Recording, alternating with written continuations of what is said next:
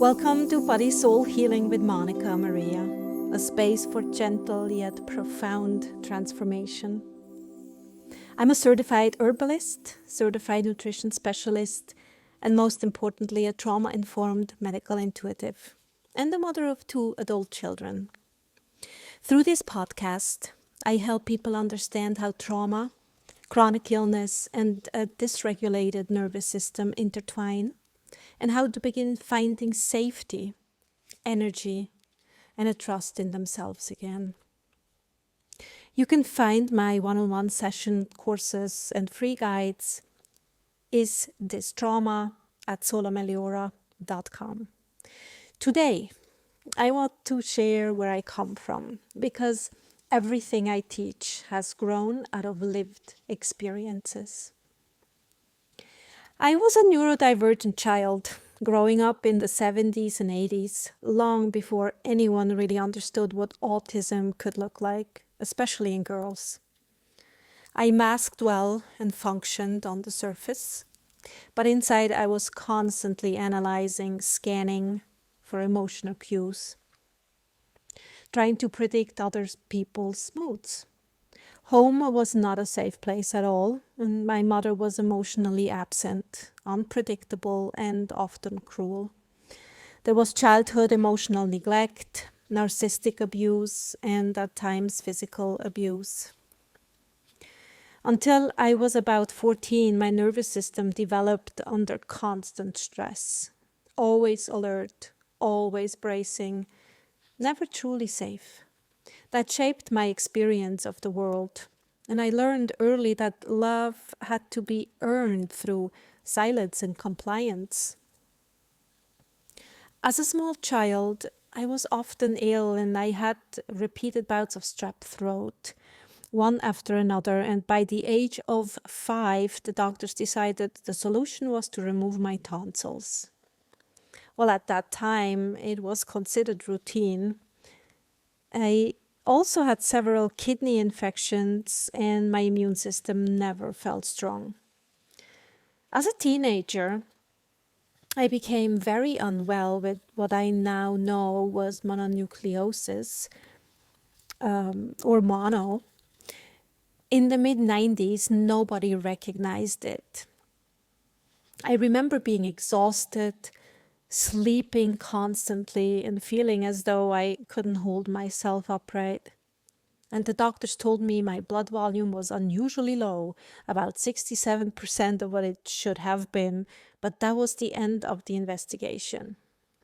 No tests for iron or B12, no explanation, only, you're fine. I wasn't fine. Now, knowing what I know, I can see the clear signs of severe iron deficiency that went unrecognized for years. And why I was experiencing iron deficiency, how I finally got it under control at 50, I will tell you in another episode. Through my teens and early adulthood, that exhaustion came and went in waves. Some days I could function, others I could barely move. My immune system was fragile, and yet I kept going because that was what I had always done. I kept going, no matter what. In my 20s, I began experimenting with juice fasting, and I was curious, searching for clarity, and those fasts gave me a brief moment of lightness and relief. Over time, I became more serious about understanding health.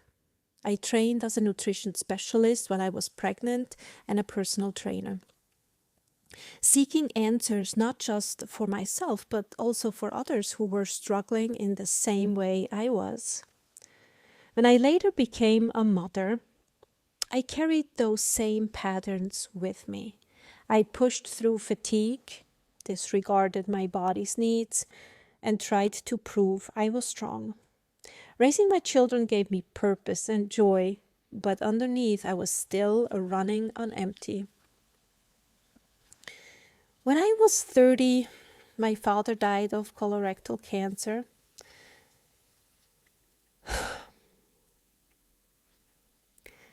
And That loss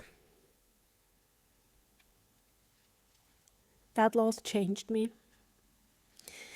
Even though I already had my nutrition certification, his death deepened my determination to understand illness at its root. Not simply how to treat symptoms, but why the body breaks down in the first place. Around 2008 or 2009, after a 30-day juice fast, I had an experience. This experience transformed my life. I had an out-of-body experience. It was so vivid that I thought I had died. And if you never had an out-of-body experience while sleeping, it was because it was the start of my spiritual journey. And it was one of those wake-up calls. It was powerful. And it shook me. When I came back into my body, my heart pounded violently. And I was sure I was having a heart attack. It was terrifying. And yet, it opened something profound. From that moment, I knew that healing wasn't only physical, it was also spiritual. From then on, I explored meditation, ancestral work, and deeper reflection. I began to see how pain can be passed down through generations, how unresolved emotions can lead to illness, and how forgiveness on a soul level can free not only the heart, but also the body.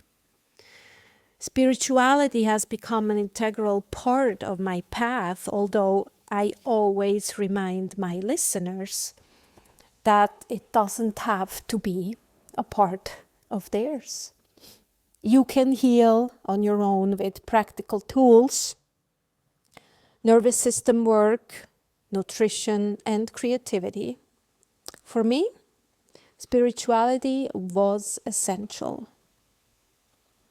Over the years, I've had seasons of stability, times when I felt normal, what was normal for me, more better days than bad ones. I felt energetic and clear. And other times when exhaustion and depression and health issues resurfaced, often triggered by stress or relationships or loss. I've also lived through what many now call long COVID, after several COVID infections. These experiences taught me how fragile yet resilient the body can be, and how safety and nutrition are the real foundation of healing. My work today weaves all of this together.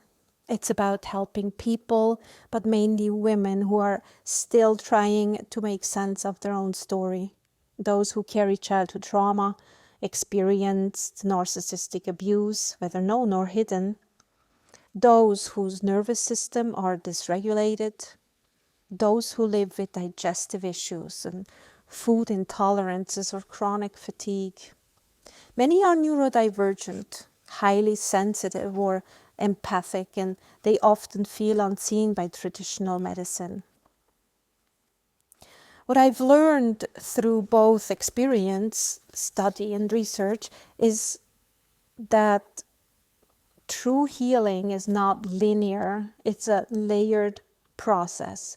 The body holds its own profound wisdom, and when we listen, it shows us the way back. Nutrition, natural medicine, and herbal support provide the foundation. Creativity, mindfulness, and gratitude restore flow. and open your heart. And self-love and compassion complete the circle. These are not extras. They are the medicine. When you listen to this podcast, please know that everything I share comes from both the science I've studied and the life I have lived. My goal is to help you reconnect with yourself, find practical tools for healing, and create space for your own intuitive knowing to return. Before we close, I want to leave you with a few reflections. How about a journal prompt? Ask yourself this. Which parts of my story were ignored or misunderstood?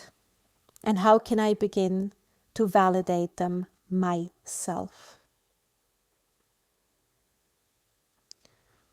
Which parts of my story were ignored or misunderstood? And how can I begin to validate them myself? Before you go to bed tonight, an affirmation. My body and my mind have always done their best to protect me, and now I choose to protect them with love.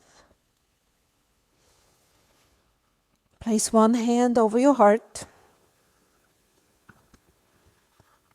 Say it with me.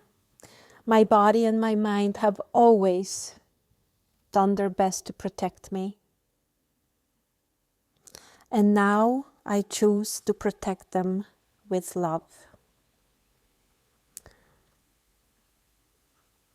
Repeat it. Write it down, and then repeat it again. How about a small action for today? Take a few slow breaths today. Place a hand over your heart and simply say, I am listening. That's where healing begins. I am listening. Now, I would like to thank you for listening to my first episode of Body and Soul Healing. What an amazing journey. You can learn more, book a one-on-one session, or download your free guide, Is This Trauma? At solameliora.com. That's SOLAMELIORA.com. Sola Meliora. Which is Latin for simply the best things. Now, healing doesn't mean you have to erase your past. It means integrating it with compassion. Until next time, my love, take care of your body and soul. Thank you very much.